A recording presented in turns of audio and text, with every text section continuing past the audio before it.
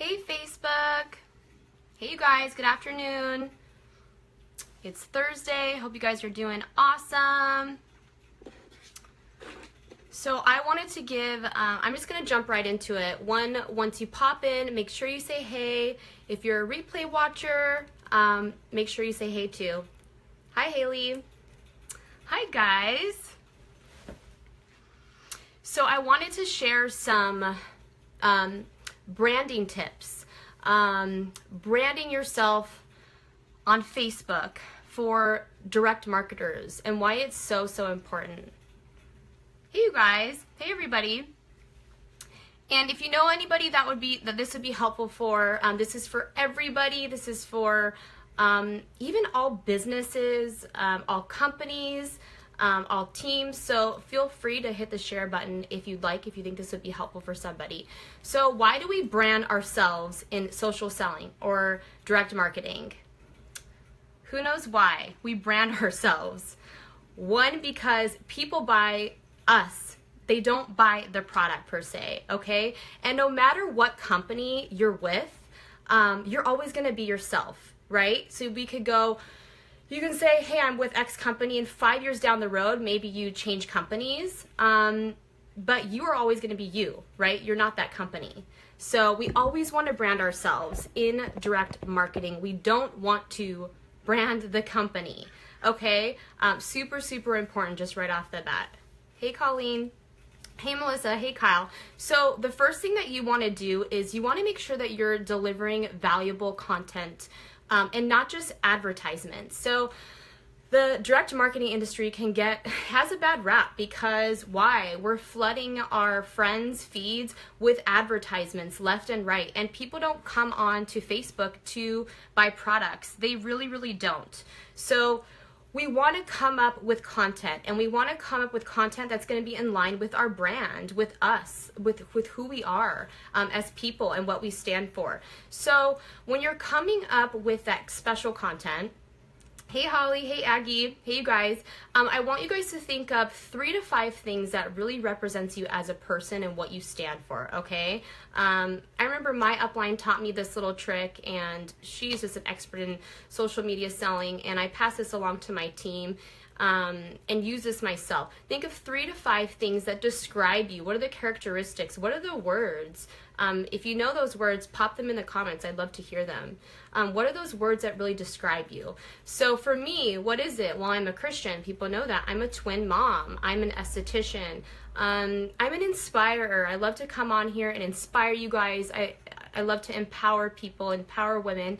And I'm an esthetician. I'm a leader in the direct marketing industry. So some of those are intertwined, but there's about 5 things that make up me as a brand. So I specifically share about those particular things. I really don't venture off and share about other things because that's not my brand. So think of those 3 to 5 things that make you unique as a person, okay? You don't want to go way over those things. Like you don't want 10 different things because why? Well, it's confusing to your network and they're not going to trust you. Think of the 5 things that really make you you. What are you good at? What do you love? What are you passionate about? And share those specific things, okay? 2, you want to develop your voice on social media, okay? So your brand's personality, it should be reflective of your social media posts. So this means developing a social media voice. It's the way you communicate via live video and through your posts. And I promise I'm going to answer your comments when I'm done with the video, but if I don't keep going, I will go off track like always. So sorry guys, I'm not going to answer any comments, but feel free to please share, and I'd love to know what makes you you and what your brand consists of. So developing your voice on social media. It's your social media voice, right? So this is the way you communicate. So finding your voice can take time, but you will settle into it eventually. And here are some ways that you can find your social media voice if you're like, shoot, how do I find this out? How do I do this? So what you do is, 1, you want to figure out what your why or your stand is, that very unique stand. Why are you here? Why did you start this business in the first place? What is keeping you going? Why do you wake up in the morning and jump out of bed to work your business? Why do you stay up late? What is that inside of your soul that keeps you going every single day? That is your why. That is your stand, okay? You got to hold on to that. That's going to help you develop your voice, your social media voice. What makes you different than the rest? Another thing that'll help you find your social media voice is your audience and network. Do you know who makes up the bulk of your network? For me, it's mostly young moms. I've got a lot of young moms. I do. And I know that, you know, I know my network. I analyze my network. If you don't know who makes up the bulk of your network, make sure that you're going through your friends list. See who's on there. See who's interacting with you. See who likes and comments on your posts. What types of people are they? That's who you're going to tell is within your network. So you want to speak to a way that's going to attract your network, right? While remaining authentic to yourself. So for me, I talk like I'm talking to a young mom because that's who I'm talking to. And that is me being my authentic self. I got a lot of young moms, like I say. It's the bulk of my network, and I know that. So I talk like I'm talking to a young mom. Taco Bell, their demographic are young people. So they're very consistent with their branding, and their advertisements are directed towards that demographic. They're always consistent with that.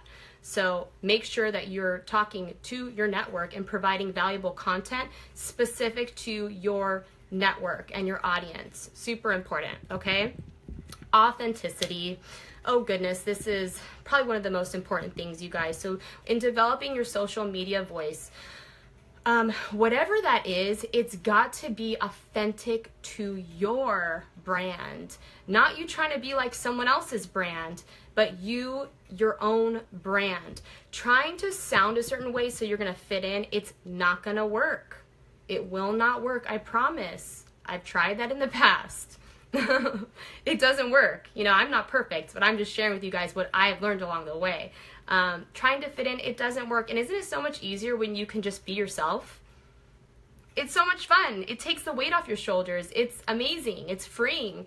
So we want to be authentic with ourselves and our brand. So you got to get to know that person, okay? And the way you can get to know yourself more and being authentic to yourself is personal development, okay? Get to know yourself a little bit better. Figure yourself out as a person. Start taking personality tests like the Enneagram test, the DISC test. Start reading personal development books. Find out what makes you tick. Find out what you love. Get to know your personality type. Are you more of an introvert, an extrovert?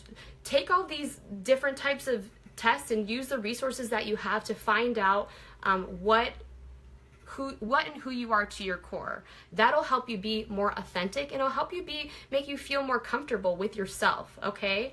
So work on that personal development. That's going to help you remain authentic to your network.